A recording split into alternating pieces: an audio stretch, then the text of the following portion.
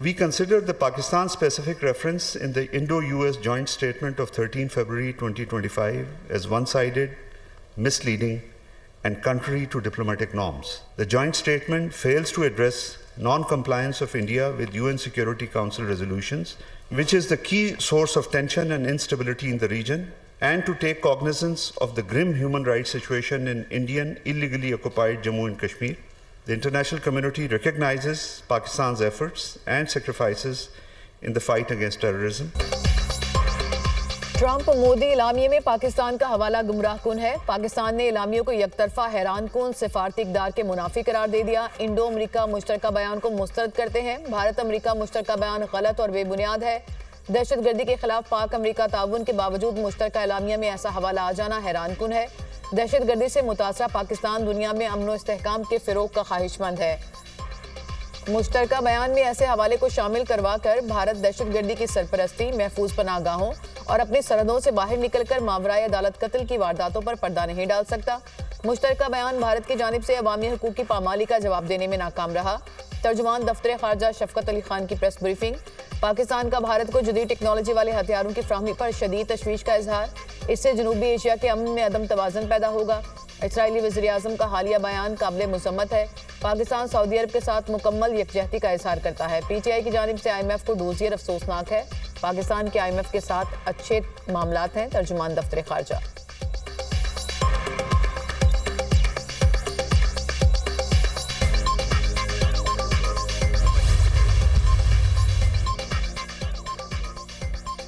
अमेरिकी सदर Donald Trump का भारत को F-35 लड़ाका तैयारों समेत अरबों डॉलर का फौजी सामान देने का ऐलान। भारत को तेल और गैस फ्राहम करने का फैसला।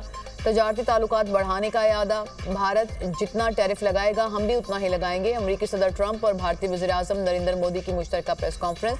अमेरिकी सदर ने कहा यूक्रेन को नेटो में नहीं होना चाहिए। चीन से अमेरिका के बहुत अच्छे ताल्लुकात होंगे। चीन हमें यूक्रेन जंग खत्म करने में मदद दे सकता है। भारतीय वज़ीर-ए-आज़म नरेंद्र मोदी का तजारत का हजम दोगुना करने का आज़म। डोनाल्ड ट्रंप को दौरा भारत की दावत भी दी।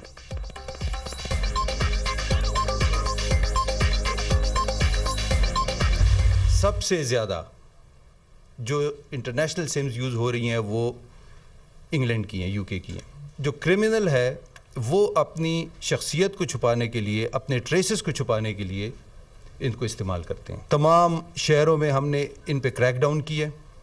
उस क्रैकडाउन के नतीजे में 44 बंदे 44 एक्यूज जो हैं उनको हमने अरेस्ट किया। पाकिस्तान में सबसे ज्यादा बरतानिया की सिमें गैर कानूनी इस्तेमाल हो रही हैं। मुजरिम अपनी शनाख्त को छुपाने के लिए गैर मुल्की सिमें इस्तेमाल करते हैं। अब तक 1000 से ज्यादा सिमें बरामद कर चुके। गैर मुल्की सिमें पाकिस्तान की सलामती सिक्योरिटी के लिए खतरा बन चुकी। दहशतगर्दी, खवातीन और बच्चों को इन सिमों से हरासा किया जाता है। सबसे ज्यादा जुराइम गैर कानूनी सिमों के इस्तेमाल के हैं। Additional DG FIA cyber crime doctor Waqaruddin की प्रेस कॉन्फ्रेंस। FIA का गैर कानूनी इंटरनेशनल सिमों के खिलाफ मोलगीर कार्रवाई का ऐलान।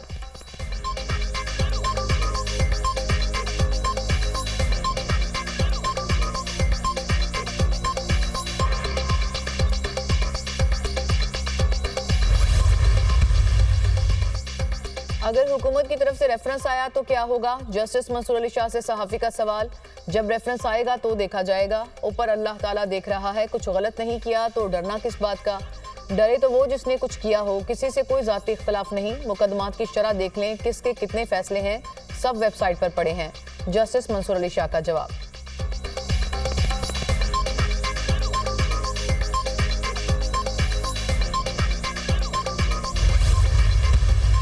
मोहतरम असद कैसर साहब अब हमारे साइड से सीनियर मौजूद हैं IT के हवाले से। हाँ, मेरा सवाल अपने ही दोस्तों से है, मुझे क्यों निकाला?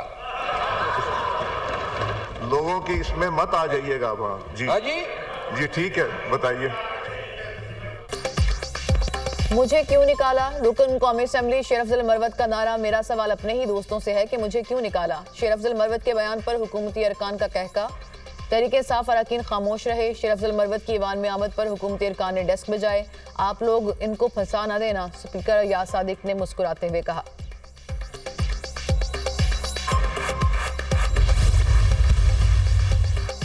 इस्लामाबाद में जजेस की सीनियरिटी का मसला है, इसमें सियासत की बू आ रही है। पीका एक्ट को सेंसरशिप टूल के तौर पर इस्तेमाल किया जाएगा।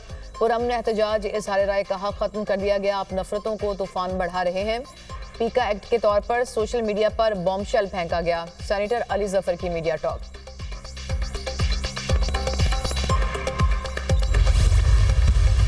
खान साहब ने लेटर लिख के उस लेटर को भी फुटबॉल की तरह एक दूसरे को पास ऑन किया जा रहा है। हमने बड़ी कोशिश की कि मसाइल सियासी का सियासी हल निकले। मुज़ाकरात के लिए कमेटी बनी, हुकूमत ने उससे राह फरार इख्तियार किया। अगर आप पाकिस्तान तहरीक इंसाफ के मेंबर्स को असम्बली के फ्लोर पे बोलने नहीं देते तो फिर अपने इरादों का इजहार कर ले। ये डेमोक्रेसी चलनी है या नहीं, आवाम की और तरफ देख ले। बानी पीटीआई ने कौम की नुमाइंदगी करते हुए संजीदा खत लिखा। इस खत को फुटबॉल की तरह एक दूसरे की तरफ पास ऑन किया जा रहा है। हमने सियासी मसाइल का सियासी हल निकालने की कोशिश की। हुकूमत ने मुज़ाकरात से राह फरार इख्तियार की। पीटीआई के मेंबर्स को असेंबली में बोलने की इजाज़त नहीं दी जाती। आप अपने इरादे का इजहार कर लें, क्या डेमोक्रेसी चलनी है? चेयरमैन पीटीआई बैरिस्टर गौहर की मीडिया से गुफ्तगू।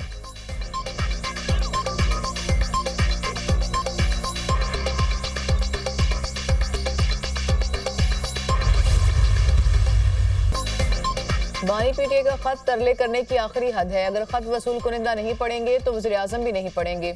बानी पीटीआई और उनके हवारियों की हरकतों से परेशान हूँ। आखिर इनका एजेंडा क्या है? पूरी दुनिया में टैरिफ की बात हो रही है, इनके हालात देख लें कि उमर अयूब IMF को खत लिख रहे हैं। स्पीकर पंजाब असेंबली मलिक अहमद खान की मीडिया से गुफ्तगू।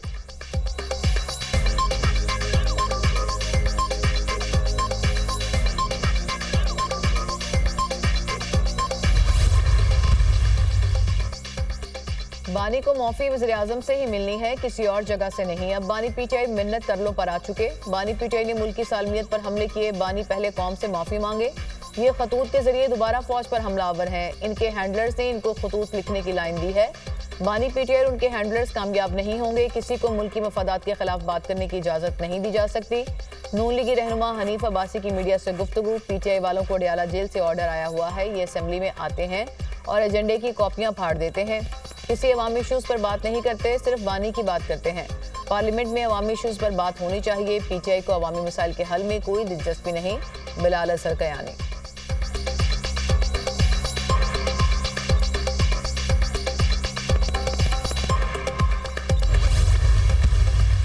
Just certain amendments, anti-human trafficking और anti-baggery gangs जो ये बाहर एक्सपोर्ट्स कर रहे हैं और पाकिस्तान का इमेज टार्निश कर रहे हैं। और unfortunately young girls were being exported for illicit purposes. So these laws have been amended in order to curb those menaces. And I believe that with the amendment of in these laws, things would improve और उनकी जो convictions हैं, prosecutions हैं, वो बेहतर होंगी। Senate में इंसानी स्मगलिंग की रोकथाम का बिल मंजूर। सजा 3 साल से बढ़ाकर 10 साल करने की तजवीज़ वज़ीर कानून आज़म नज़ीर तारड़ ने बिल ऐवान में पेश किया। कश्ती डूबने के हादसात हुए, हमारा इमेज खराब हुआ। अंडर एज गर्ल्स की स्मगलिंग का बड़ा संगीन इशू है। वज़ीर कानून आज़म नज़ीर तारड़ का सेनेट में इज़हार ख्याल। कहा, पाकिस्तान से उम्रा ज़ायरीन की आड़ में भिखारी बैरून मुल्क जाकर मुल्क की बदनामी का बायस बनते हैं। कानूनी बिल्स का मकसद जुराइम में मुलविस अफराद को सख्त सजाएं देना है। सेनेट में इनकम टैक्स तरमीमी बिल 2025 पेश। बिल को सिफारिशात के लिए कायमा कमेटी बराए खजाना को भिजवा दिया गया।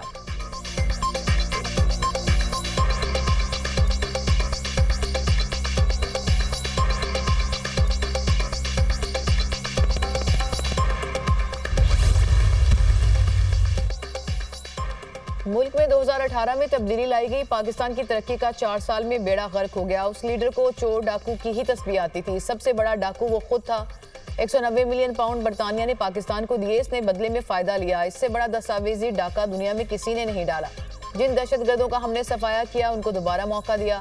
आज वो दहशतगर्द अमन व अमान खराब करके सरमायाकारों को भगाना चाहते हैं। वज़ीर मनसूबाबंदी एहसन इकबाल का तकरीब से खिताब।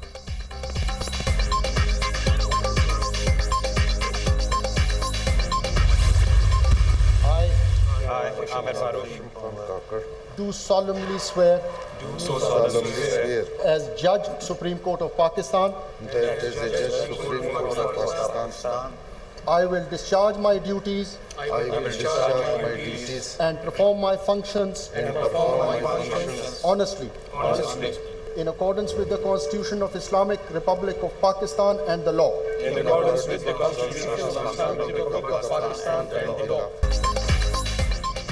सुप्रीम कोर्ट में नए तैनात जजेस ने हल्फ उठा लिया। चीफ जस्टिस याहिया अफरीदी ने जजेस से हल्फ लिया। हल्फ उठाने वालों में 6 मुस्तकिल और 1 आर्जी जज शामिल।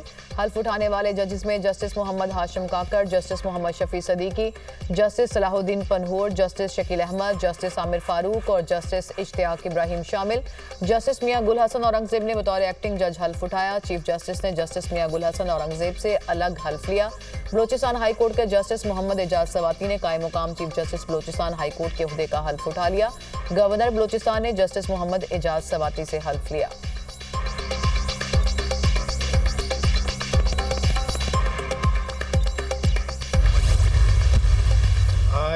I, Justice Sardar Mohammad Sarfraz Dogar, do solemnly swear as Acting Chief Justice of Islamabad High Court that as Acting Chief Justice of Islamabad High Court, I will discharge my duties and perform my functions in accordance with the Constitution of Islamic Republic of Pakistan and law. in accordance with the Constitution of the Islamic Republic of Pakistan and the law. Justice Sarfaraz Dogar ने कायम मकाम chief justice Islamabad high court का हलफ उठा लिया। सदर मुमलिकत आसिफ अली जरदारी ने कायम मकाम चीफ जस्टिस से हलफ लिया। जस्टिस जुनैद गफ्फार ने बतौर कायम मकाम chief justice Sindh high court हलफ उठा लिया। गवर्नर सिंध कामरान डिसोरी ने जस्टिस जुनैद गफ्फार से हलफ लिया।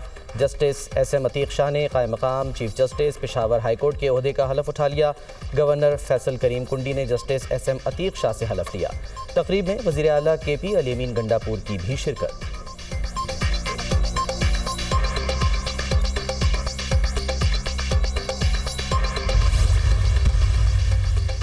चीफ जस्टिस पाकिस्तान का लाहौर हाई कोर्ट में 4 खाली असामियां पुर करने का फैसला। चीफ जस्टिस याहिया अफरीदी ने जुडिशल कमीशन का इजलास 28 फरवरी को तलब कर लिया।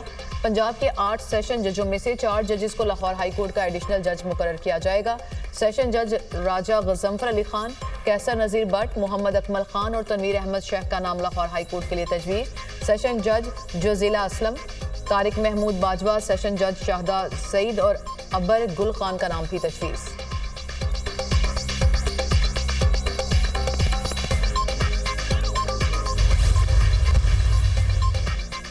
वज़ीर आज़म से पाकिस्तान में अक़वाम मुत्तहिदा के रेजिडेंट कोऑर्डिनेटर मोहम्मद याहिया की मुलाकात। शहबाज शरीफ ने UN कंट्री टीम की जानिब से पाकिस्तान में जारी अहम काम को सराहा। पायदार तरक्की और मौसमियाती तब्दीली के शोबों में अक़वाम मुत्तहिदा के साथ ताउन को मज़ीद मजबूत बनाने पर जोर।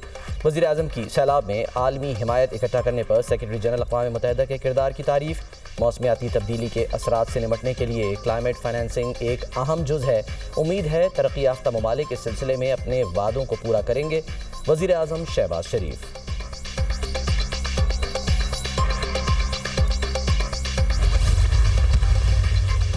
हफ्तावार बुनियादों पर महंगाई की शरह में मामूली कमी रिकॉर्ड। सालाना बुनियादों पर महंगाई बढ़ने की शरह 0.98% की सतह पर आ गई। 13 अशिया महंगी, 15 सस्ती, 23 की कीमतों में इस्तेहकाम रहा। इदारे शुमारियात ने हफ्तावार बुनियादों पर महंगाई से मुतालिक रिपोर्ट जारी कर दी।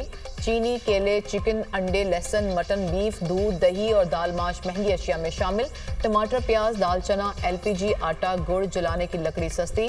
ब्रेड, सिगरेट, माचिस, कपड़ों समेत 23 अशिया की कीमतें मुस्तहकम रहीं।